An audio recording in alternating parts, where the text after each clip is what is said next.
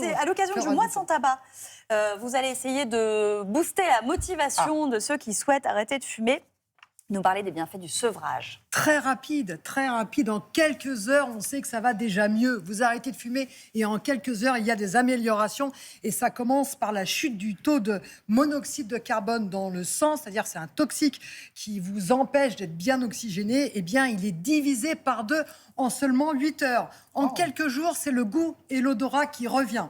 Ensuite, quelques mois après, retour du souffle, de meilleures performances sportives, c'est-à-dire que vous vous sentez mieux oxygéné, vous êtes moins essoufflé quand vous montez les marches, par exemple. C'est vrai que c'est assez rapide. Très rapide. En 1 an, votre risque d'AVC est équivalent à celui des non-fumeurs et votre risque d'infarctus du myocarde est diminué de moitié. Et enfin, en 10 ans, eh bien, une forte diminution du risque de cancer, bouche, poumon, vessie. L'espérance de vie s'approche de celle des non-fumeurs. Donc oui, c'est très rapide. En quelques heures, ça va déjà mieux. Alors, les spécialistes, est-ce qu'ils recommandent la cigarette électronique pour arrêter? Et c'est quoi les risques pour la santé? Parce qu'on a entendu tout et son contraire. Mais contrairement à certaines idées reçues, c'est tout à fait consensuel. Les spécialistes sont sur la même longueur d'onde s'agissant de ce sujet. La e-cigarette, lorsqu'elle est utilisée comme un substitut de tabac, est très efficace. Pourquoi? Premièrement, parce qu'elle vous apporte 8 fois plus de chances d'arrêter de fumer.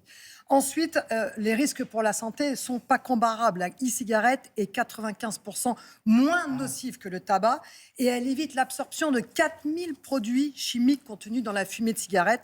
Enfin, et ça c'est très important, le risque de dépendance chute de 90% chez les vapoteurs versus chez les fumeurs. Donc ça, c'est pour des gens qui fumaient, qui veulent arrêter de fumer. Exactement. Donc c'est vraiment efficace pour le sevrage. Attention uniquement pour le sevrage, parce que malheureusement, maintenant les jeunes se mettent à vapoter et deviennent fumeurs. Donc aux États-Unis, il y a des chiffres de consommation de cigarettes exceptionnels à cause de la e-cigarette. Beaucoup de fumeurs souhaitent arrêter, mais ont peur de prendre du poids. Est-ce que c'est inéluctable? Alors, ce n'est pas inéluctable, premièrement, et c'est surestimé. On dit souvent que c'est 10 kilos de plus sur la balance. On arrête de fumer, c'est 10 kilos de plus. Mais absolument pas. La moyenne, parce qu'il y a une prise de poids moyenne. Certains ne prennent pas de poids, d'autres. La moyenne, c'est 4 kilos.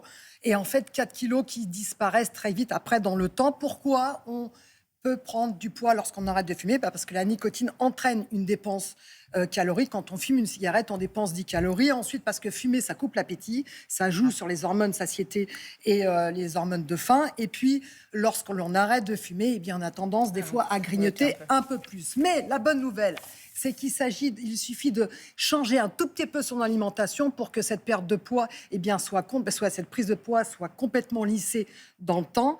Et comme vos papilles repoussent très rapidement, eh bien, vous allez mieux manger. Et ça a été montré. Les fumeurs mangent plus gras, les fumeurs mangent plus salé. Donc, quand vous arrêtez de fumer, in fine, vous mangez mieux.